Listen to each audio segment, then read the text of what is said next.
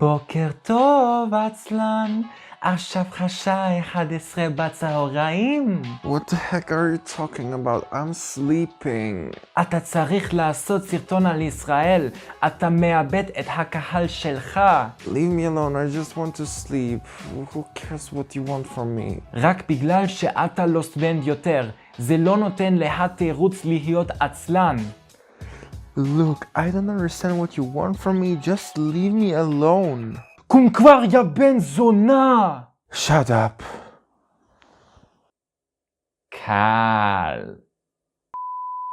Shalom everyone, it's VladsBoredom and welcome to my latest poop video. I'm going to make a video about 10 things what I've learned from Israeli people. What are we waiting for? Let's start with the first thing. Not all Israelis are religious people. So that is what I thought that it will be very confusing for me, because in the beginning I met quite a lot of people who were actual religious people who observed Shabbat, didn't eat non-kosher stuff and so on, and for me this was a little bit difficult, because then when I have weekend I wanted to play with those people, but I didn't have the possibility to do so. For my luck, later on I met a lot more people who were actually non-religious, and I met even one dude who is an atheist whose parents are actually pretty cool about it, so that is what was very surprising for me. So not all Israeli people are religious, or not even ultra-orthodox people, or how they're called in Hebrew, Haredim.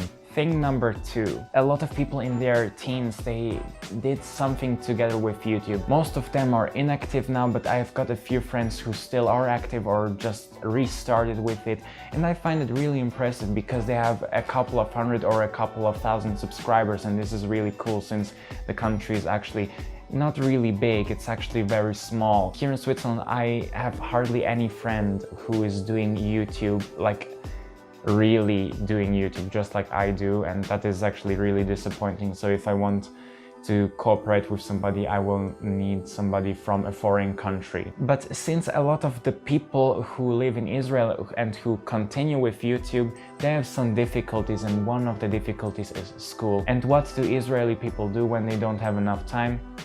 Thing number 3, they go and skip school. Yeah, they skip school for YouTube, they skip school for gaming.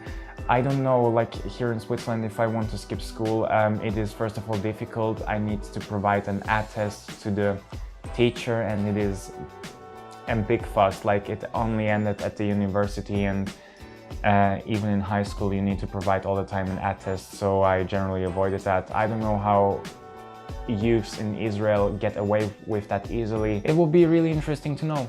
Write it down in the comments for me. Since Israeli teens love to game a lot, there is one game, and this is thing number 4, Fortnite. Fortnite is a really big thing in Israel. I have absolutely no idea why it is generally a big thing in all of Europe. I don't like Fortnite. I don't like Fortnite. I don't like Fortnite. I don't like Fortnite.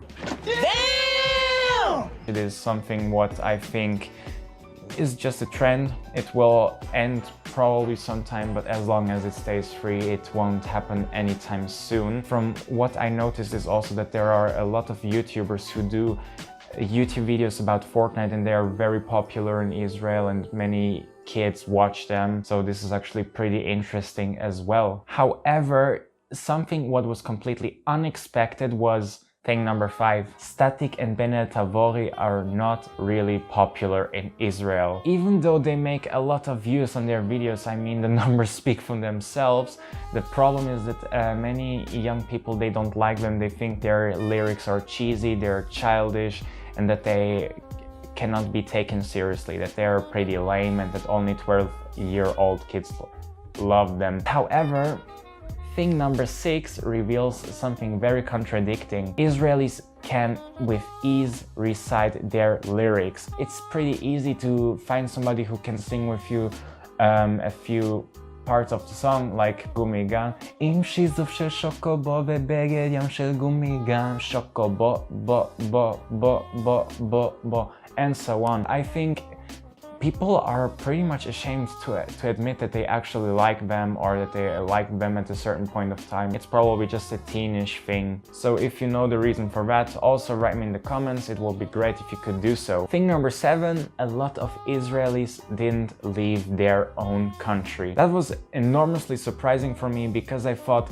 well, you live in Israel, you live in a pretty isolated country which you cannot leave without taking the plane, except if you go for Jordan or Egypt, but there you cannot avoid being stabbed or being beaten up by the locals. There are quite a few people who left several times, but people with whom I interact with, they didn't leave it so far for some reasons which I cannot explain. I think that this is really strange. I thought that many Israelis that they go apparently on holidays abroad. Thing number 8, the good English knowledge of Israeli teens. Many people in Israel will say, oh my god, my English is not good, I think I'm not good at it. That's totally untrue.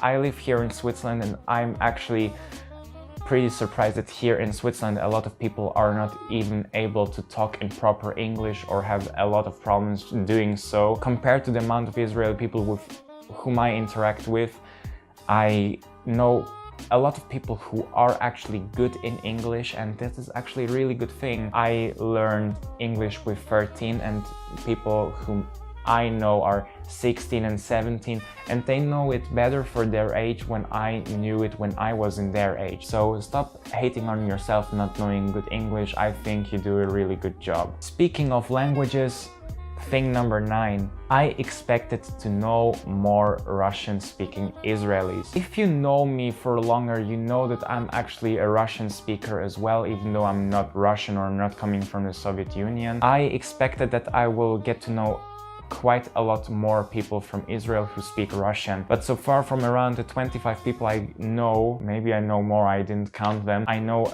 only 3 people who speak Russian. Since I know from statistics around 15 to 20% of the people in all of Israel are considered as Russian speakers, and that is what I found quite confusing. Maybe I was not lucky, maybe it is just a statistic, or maybe more older people are Russian speakers. Maybe there are some reasons, I don't know. It's not easy for me to find those people, and even though I find them, I still prefer to talk with them in English because it is a common ground. We know it both better. There are actually Russian people, or better said Russian speakers, who know English better than Russian, which is their native tongue, which they talk with their parents. Coming to the final thing, what is completely something what I didn't expect at all. Number 10, Israelis love e-bikes. From most of the people I got to know, they got an e-bike and they use it for commuting to school